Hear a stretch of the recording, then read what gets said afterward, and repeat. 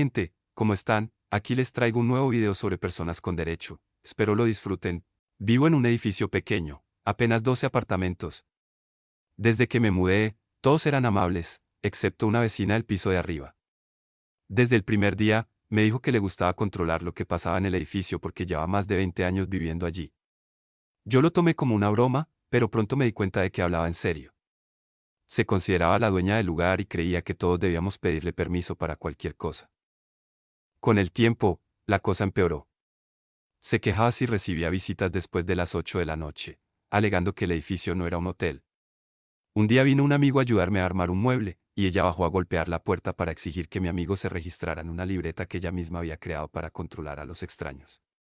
Lo absurdo es que esa libreta no tenía validez, pero la vecina se sentía con derecho a imponer reglas inventadas. Lo peor ocurrió cuando intentó controlar incluso lo que yo cocinaba. Sí, así de ridículo. Una tarde estaba preparando pescado y, a los pocos minutos, escuché golpes en la puerta. Era ella, histérica, diciendo que ese olor no estaba permitido porque alteraba la paz del edificio. Le contesté que estaba en mi casa y podía cocinar lo que quisiera.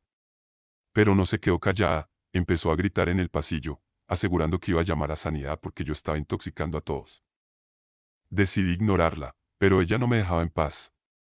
Empezó a dejar notas debajo de mi puerta con reglamentos escritos por ella misma, horarios para recibir visitas, lista de olores prohibidos y hasta sugerencias sobre qué ropa debía usar cuando saliera al pasillo. Lo más irónico es que firmaba cada nota como la supervisora del edificio.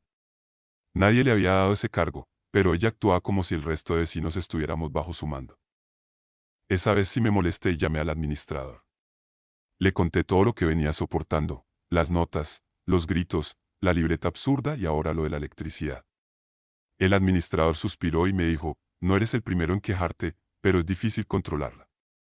Resulta que ya había tenido peleas con varios vecinos, pero siempre se hacía la víctima y lograba manipular las reuniones del edificio para que no tomaran medidas serias contra ella.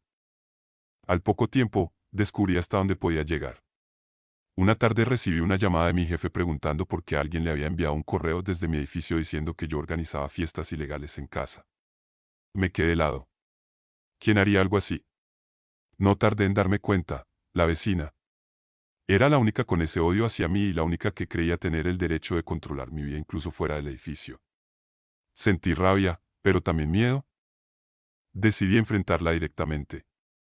Fui a su puerta y toqué con fuerza.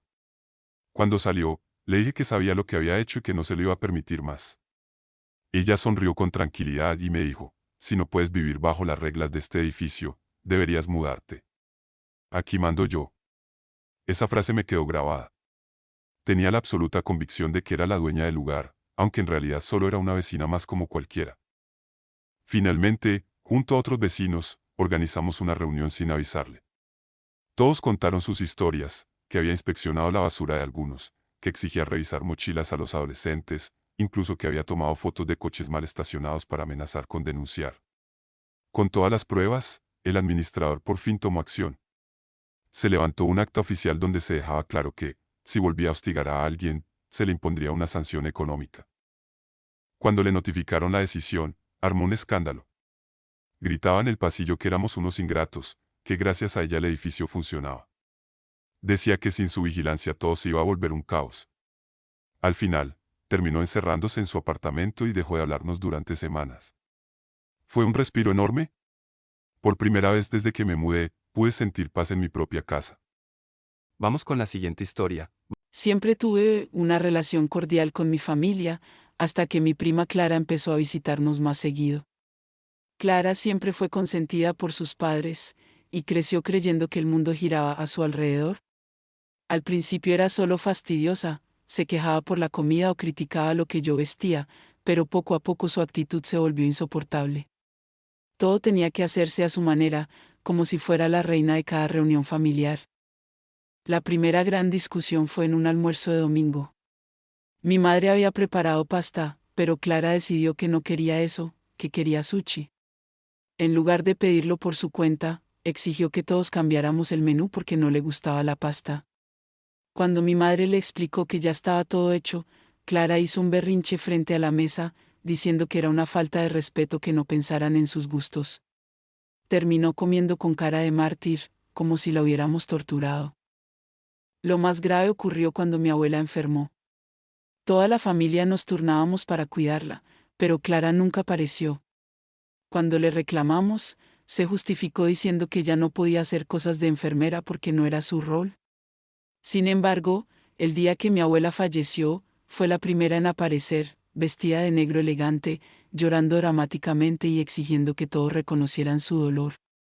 Se robó la atención en medio de la tristeza real de los demás. La gota que colmó el vaso fue en la herencia. Aunque no había aportado nada al cuidado ni a los gastos, Clara exigió la parte más grande porque decía que ella era la nieta favorita. Incluso amenazó con demandar a sus propios padres si no le daban lo que pedía. Todos nos quedamos atónitos ante su descaro. No era solo egoísmo, era una desconexión total de la realidad, realmente creía merecer más que los demás solo por existir.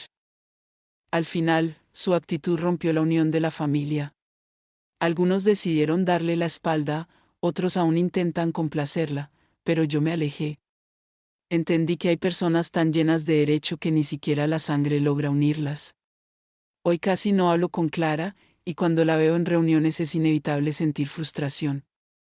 A veces pienso que para ella, la familia no es un lazo, sino un escenario donde siempre quiere ser la estrella principal.